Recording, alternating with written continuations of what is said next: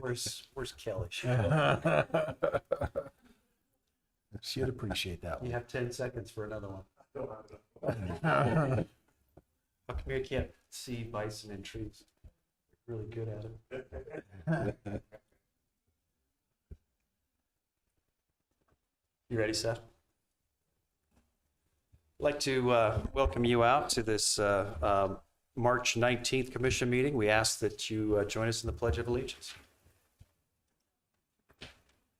I pledge allegiance to the flag of the United States of America and to the republic for which it stands, one nation, under God, indivisible, with liberty and justice for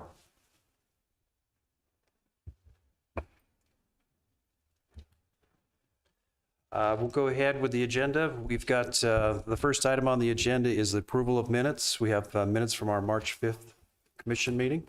I'll make a motion that we approve the minutes from our last commissioner meeting. I'll second. Motion is second. All in favor? Aye. Aye. Motion passes.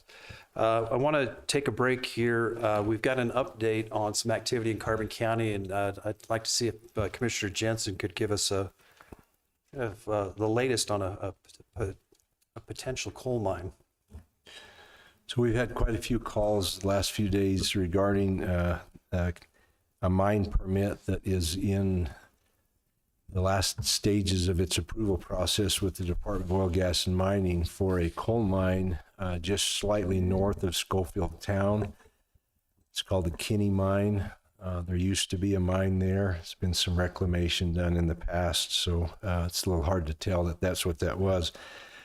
But there's two individuals, Bob Need and Greg Hunt, that have been trying for a lot of years to pull something together there. In previous years, there's been 2 mine permits that have been approved for that site, but never enough money or interest to put a bond together for the mine. So they're giving it one more shot, the same group. They've taken the mine permit that was approved the last go around and resubmitted that for another approval from the Department of Oil, Gas, and Mining. There are some pretty good details to the mine site, what it would look like, and over the years, there's been some efforts to try to mitigate sound, noise issues, because it would be close to Schofield Town. For example, the fan that would feed the air into the mine would be a little different than we normally see in the coal mines that would have a reduced amount of noise to it, and it would be pointed upward rather than horizontally out the portal to help with some noise issues. So there's been quite a bit of effort going to their initial permit to try to mitigate those things. They met with Schofield Town in the middle of February in their town council meeting and kind of walked through some of the questions again. And so lots of work done in the past for this, and now as it surfaces again, there's lots of questions. Starting to get phone calls from folks who live in Schofield and folks who have cabins on the west side of the lake that none of them really would like to have a coal mine up there. The county has not had really any participation in this process. It's directly with the Department of Oil, Gas, and Mining. We did send a letter a few months ago because they requested our comments, and we told them that we are in favor of mining, have been. That's our county's lifeblood, and so we've added a level of support to the mine without knowing really the full extent of what the mine site might look like. There's been confusion about where that mine site might be, and the 2 areas where people have been told it would be up in a canyon east of Schofield Town. That is not where the mine would go. It's actually right along the highway leading into Schofield on the east side of the road, just slightly north of town. So concerns, rightly worries about a mine being close to town. The likelihood of the mine being opened there is still unlikely, but it could. They've got to find a customer to buy the coal, and there was some thoughts that they could that coal could be sent overseas, but we're aware that the ports won't allow any coal through the ports any longer along in California, Oregon, and Washington. So lots of hurdles to cross before it ever happens. And there's one more layer of approval that the county would have to offer, and that would be a conditional use permit that would be applied for at some point in the future, and they would have to come in and give us a lot of details. The Planning Commission, Todd, does the Planning Commission approve those? So yeah, so that would not be a decision that the commission, three of us, would have to make. So if just there's concerns, and they're all valid, that's a difficult thing there, but there's a lot that will have to happen before it ever gets approved. Thank you. I appreciate that. It's potentially exciting. Get back to our mining that we've been missing since 2019. We'll move on to item number 2, which is open sealed bids for landfill scrap metal removal. Seth, do we have any bids on that? We have one. One bid.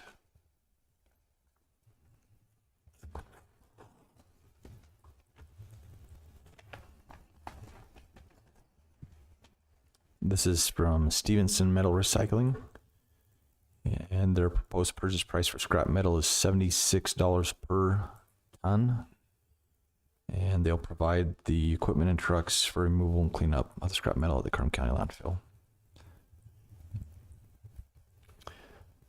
I'll make the motion. We acknowledge the bid from Stevenson and allow for Daniel and myself to review those and award. I'll second it. We have a motion and a second. All in favor? Aye. Aye. Motion passes. Item number 3 is open sealed bids for large truck and trailer, for large truck and trailer tires. I believe we just have one for this as well. Okay.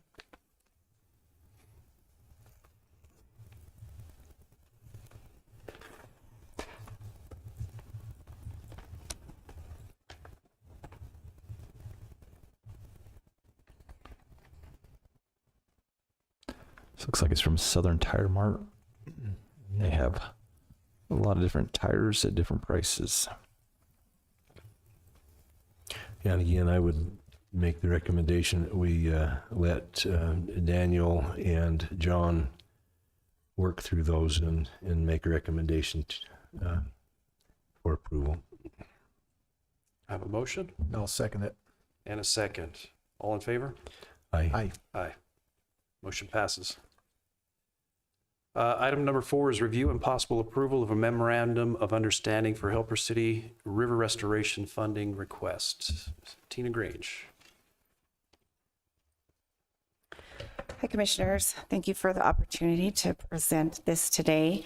So our Tax Advisory Board met last week. We had our monthly meeting, and as you know, some funding has been allocated for tourism infrastructure projects through our department. And so we were presented, or we were approached by Helper City to help with their Helper River revitalization. So as you know, I think they're starting Section 8, but it's been a really big project. Mayor Peterman has gotten a lot of grants. So they have came and asked the board for $10,000. With that, she's matching it with $313,000 in grant money. And she's also applied for an additional just over $200,000 in hopes of receiving some additional funding for that project. So presented to our board made the recommendation to approve that ask. And if the commission is so inclined to approve that final approval for that recommendation, that's what the MOU is for. So our agreement is we'll provide 100% of the funding. The agreement from Helper City is at the end of the project, they will provide us with a final report and receipts for what that money was used for. Thanks, good use of the money. Appreciate that. I'll make a motion that we approve the memorandum of understanding for Helper City River restoration funding request. And I'll second. All in favor? Hi. Aye. Motion passes. Thank you. Thank you. You gonna hang tight for a minute? Okay. Review and possible approval of a memorandum of understanding for the North Springs Shooting Range funding request. So this is another request. We were approached by Courtney, who's the director of the CERC and who oversees also the operations of North Springs Shooting Range. Last year, as you guys know, we were able to put some of our funding into the first phase road project, which was very helpful at North Springs. This year, instead of working on phase 2, that is a phase 3 project, they have some really serious needs right now that need to be addressed right away. And so they have changed from asking for funding for phase 2 road project to helping with some of these maintenance needs that are needed there. So Courtney came to our board. She presented actually 2 different proposals. So the first proposal, she lined 9 items for the real serious things that need to be taken care of at North Springs. That amount totals $54,055. And then there's also kind of like a second phase that they would also need additional help with in funding that would make the experience better at North Springs Shooting Range.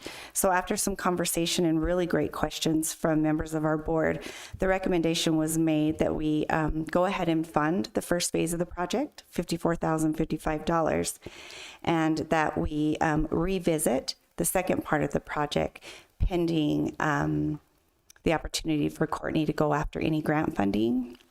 So hopefully getting some grant money and then coming back to the board to possibly use money to match that grant.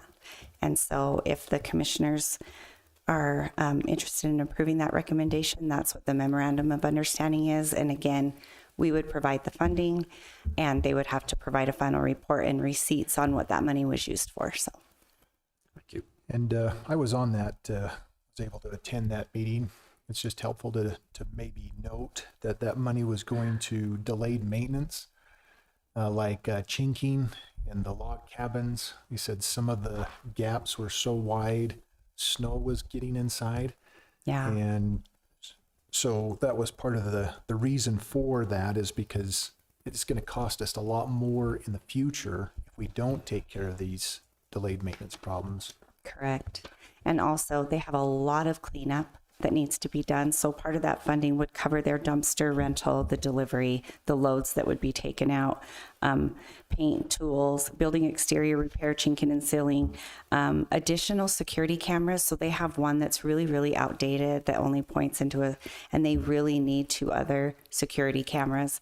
There's also a sidewalk, I think, I don't know the details because I can't remember, but there's a sidewalk that was part of the road project that they have scaled down because they're going to use equipment from the county and our maintenance department to fix that sidewalk. I think it's for ADA access, if I remember correctly. Yeah. So, yeah. Perfect. Any other questions, comments? I think the maintenance that there is planned is critical to take care of, like Jared just mentioned. So I'm in favor of using money there to help with this maintenance work. I'll second that. All in favor? Aye. Aye. Motion passes. Thank you, commissioners. Thank you. Appreciate it. Item number 6 is the assessor office update with Kevin Yule.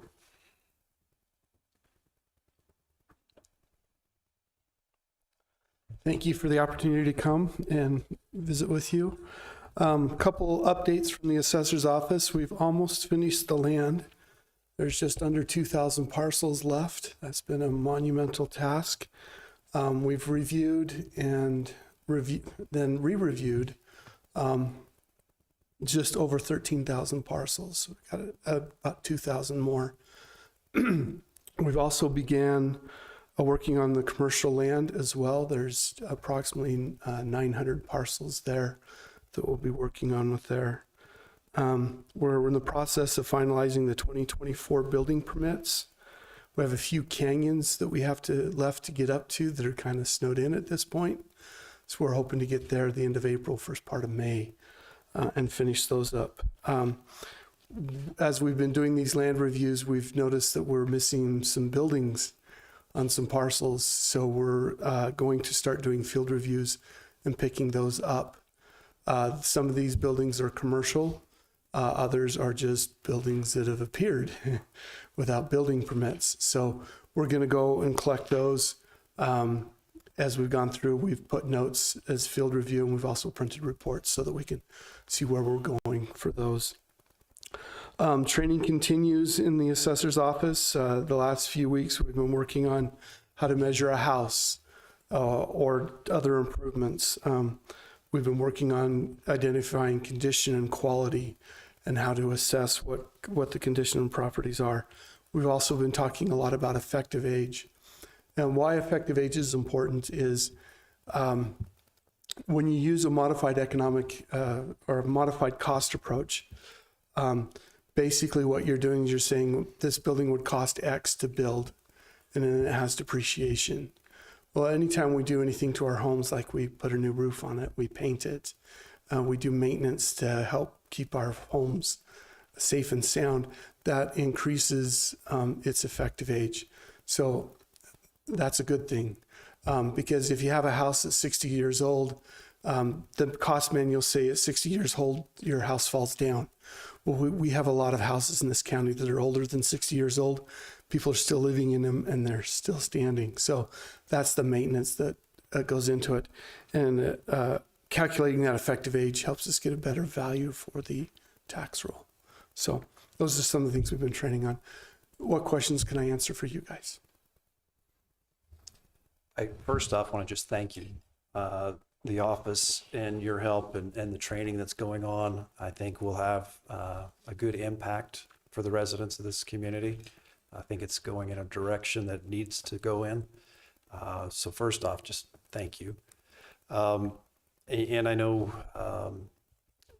might be getting ahead of ourselves too. These are kind of the issues that we're drawing to right now, but when will the notices be coming out? And the reason I ask that is because I think we're going to have a different attitude, different perspectives, just speaking for myself. After the notices come out, how much willingness we're going to have for people that say, well, this value isn't right come December of this year? That's a great question. Right now, I'm finalizing all of the land models and the land valuation. We're supposed to give our initial assessment to the state by the 31st of March.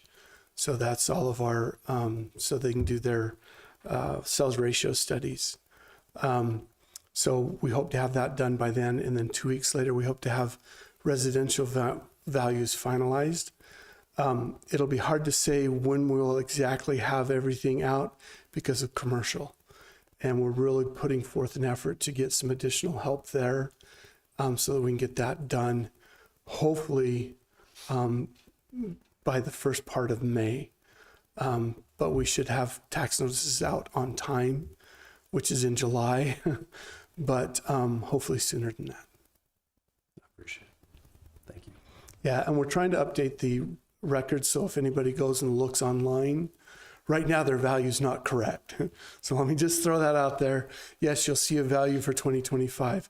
Values for 2025 have not been completed, so those values are not correct.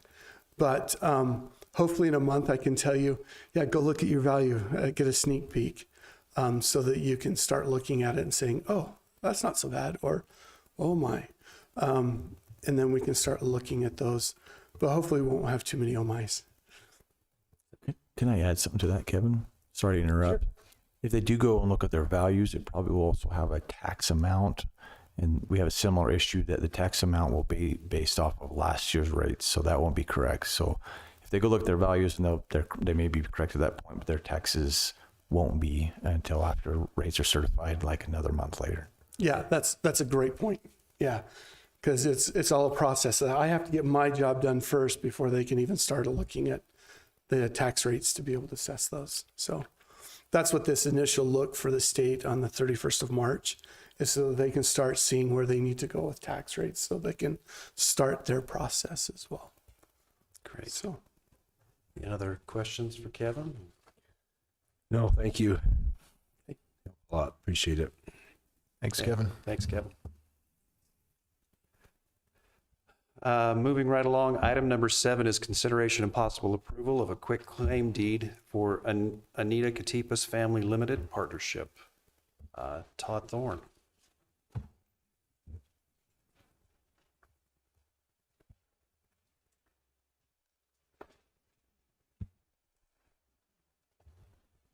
So this agenda item is for a right of way where a sewer line is. So when they put the sewer line in a number of years ago, probably why I'd wanted a right of way, an easement.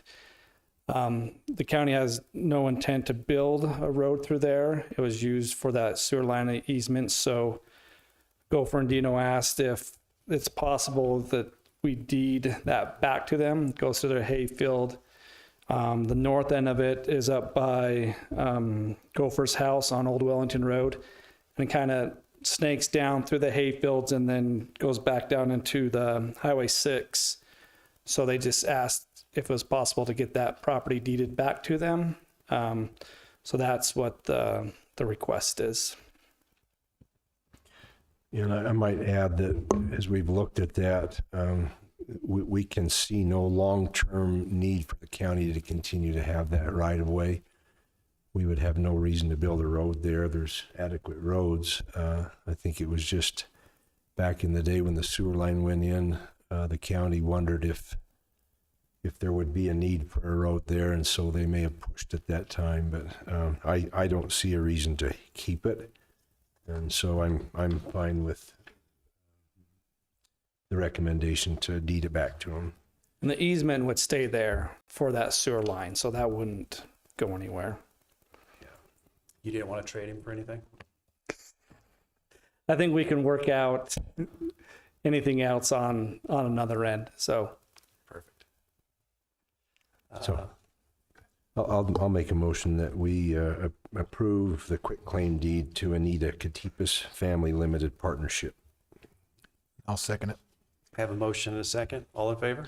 Aye. Aye. Motion passes. Thanks, Todd. Thanks, Todd. Motion to adjourn. We are adjourned. Thank you.